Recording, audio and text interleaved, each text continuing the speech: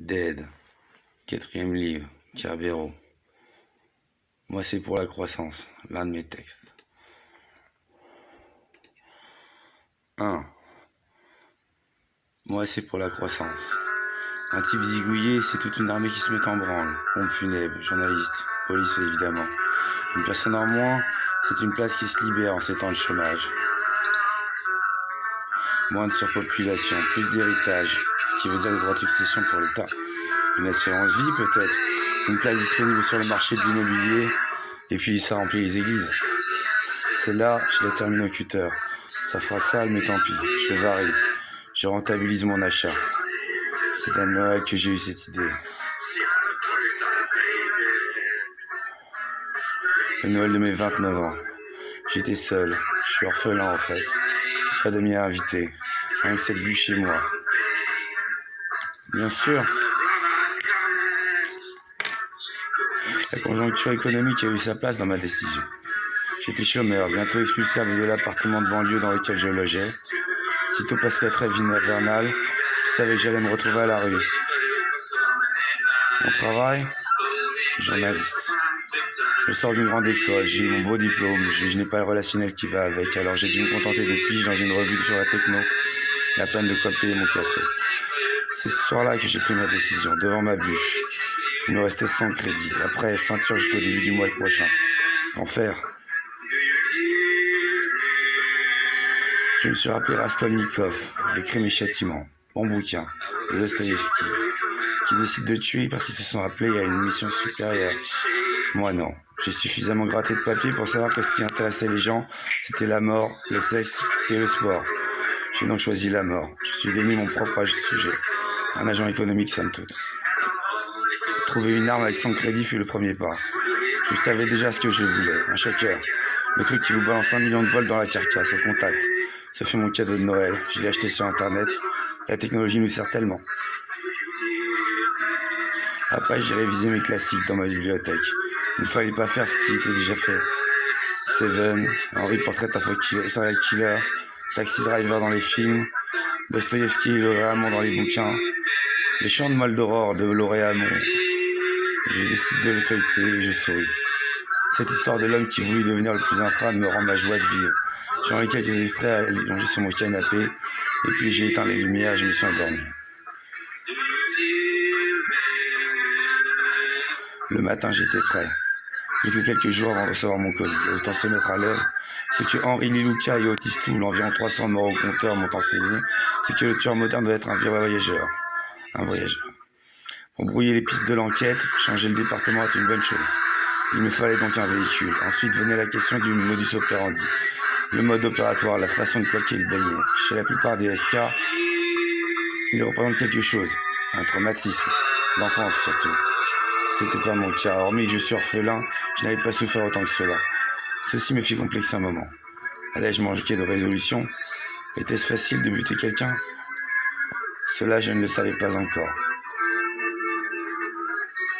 Tout était encore un peu confus dans ma tête, et puis l'idée est tombée. Un trésor. Mon trésor. En dehors des services que je rendais à la société, en justifiant le salaire des flics par exemple, je pouvais bien me servir un peu moi-même. J'avais déjà réfléchi à l'argent, mais pas aux souvenirs. Il paraît que c'est très courant chez les tueurs. Je devais être très courant. Ça ne me gênait nullement. Sur chacune de ces, appelons un chat, victimes, j'allais prendre un petit quelque chose. C'était mieux que de laisser une trace. Ces victimes, je ne les marquerais pas au fer rouge de mes obsessions. Je me dirigeais vers une collection qui leur rendrait, quelque part, hommage. Je me voyais déjà défiant les plus cintrés de toute notre histoire. C'est que la concurrence était rude.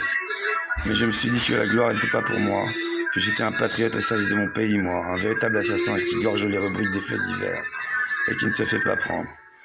Et puis mon choker est arrivé et j'ai commencé. Le premier, je lui ai pris sa voiture. Dur de se trouver au bon moment dans une rue quand quelqu'un ouvre sa voiture sans témoin. Je me dis que Dieu me l'a permis. Je conduis une Pontiac blanche maintenant. J'ai mis le type inconscient à l'arrière. Il y a un endroit où j'aimais jouer quand j'étais gamin, c'est un lac qui est surplombé par un aqueduc. Je décide d'y aller. Je le porte, je le balance, inconscient, ligoté avec des cordes de bricorama. Je ne l'entends pas faire plouf.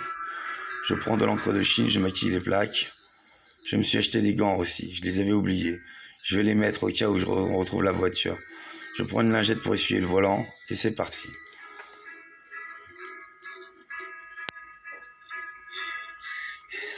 Donc c'était plutôt facile et rapide à faire. Maintenant je me dirigeais vers le sud. Je voulais tuer un autostoppeur ou une autostoppeuse. Juste la prendre en stop, jouer au mec cool, et puis je sors mon choker et je fais ce que je veux. Je ressens un rush. L'adrénaline sans doute. Sur l'autoroute. Après une heure à écouter la radio, je tombe sur un autostoppeur. Je décide d'exécuter mon plan et le voici sur le siège avant, son sac à l'arrière. Il parle. Depuis que je l'ai pris, il parle. De plage et de vagues surtout. Après 14 minutes à ma montre, je sors mon choker et il n'a pas le temps de réagir. Celui-là, je décide de le mutiler. J'attends la nuit, dans un bois, puis à la lumière des phares, je sors le cutter que j'ai acheté. Je décide de lui prendre un doigt, je le rechoque, je le coupe, puis je reprends le volant de la Pontiac et je lui roule dessus en avant et en arrière. Un doigt. J'aurais pu lui prendre son chapeau ou un truc dans son sac. Non, je vais voir un truc pourrir pendant que j'agis. De retour chez moi, je pose le doigt dans un coin. Avec ce que je vais ramener, je ne compte plus faire venir quiconque ici. Logique.